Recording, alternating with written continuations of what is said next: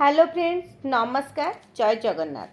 आशा करुच्ची आज रेसिपीटी को आपण मैंने संपूर्ण देखिए आ रेसिपी को गोटे थर घरे निश्चय ट्राए करेंगे कारण एत स्वादिष्ट लगुला आपण कला जानीपर कम तेल मसला आ कम समय रे आज आम ये रेसिपीटी को प्रस्तुत करवा से मत ये 5टी पियाज मुझे पियाजटी को आम ए काटा पियाजर चोपा छड़े दुई फाड़ करवा आ तार ऊपर अंशटी को काटी नबा बा काढ़ी बाहर कर नबा तापरे आम ये पियाज को काटिबा। पियाज को आपन एठी बेसी पतला करिवेनी, मीडियम साइज रे पियाज गुडी को आपन काटिबे। रेसिपी को आपन गोटे थर ट्राए करंतु, देखिबे जो खरा गरम हेलानी रातिरे प्राय तो रोषेई करबा पई इच्छा हुएनी आ जेते कम समय रे रोषेई घरे काम सरी जीवो सेते भल लागे।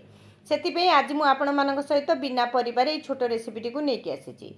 पियाजटी को आपन एमती काटी देबे टिके मीडियम साइज रे। पियाज गुडी को काटी नेला परे आमे एबे सेतरे किछि मसला ऐड करिबा। जेमती आवश्यक अनुसार लुण दबा। आपण मसला देखंतु केते कम क्वांटिटी रो नेछि। हळदी गुंड, लंका गुंड, जीरा गुंड, धनिया गुंड सबु जिंस आधा चामच रो पाखापाखी मु कम नेछि। बेसी मसला गुंड एठी मु व्यवहार करिनी। किछि चिना बादाम को भाजिबे आ ताकु टिके दरदर कुटा करिकि आपण एठी दे देबे।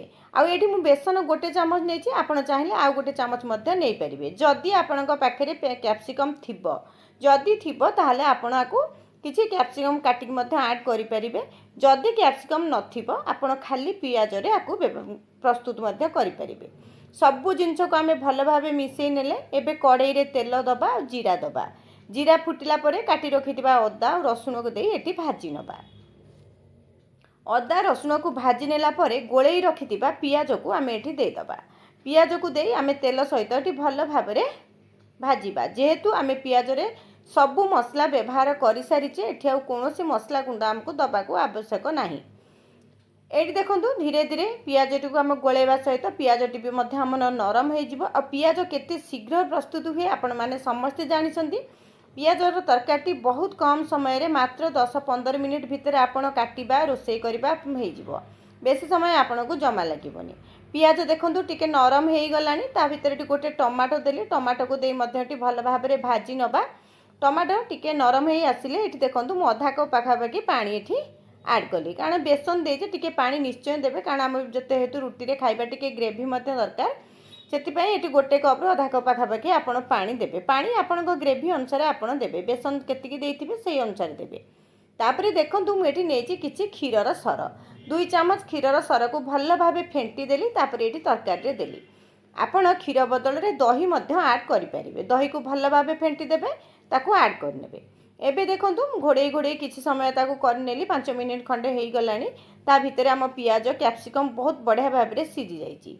आज रही रेसिपीटी को आपण रुटी, पूरी, पराठा सबुथिरे आराम से खाई परिबे। लास्ट किछि गरम मसला दबा आ ताकू भल भाबरे मिसै नबा। एबे देखंतु तरकारी केमती देखा जाउची आपण माने निश्चय जानि पारुथिबे। ए तरकारी रुटी सहित रे बा पराठा सहित पूरी सहित खाइबा पे केते भल लागिवो।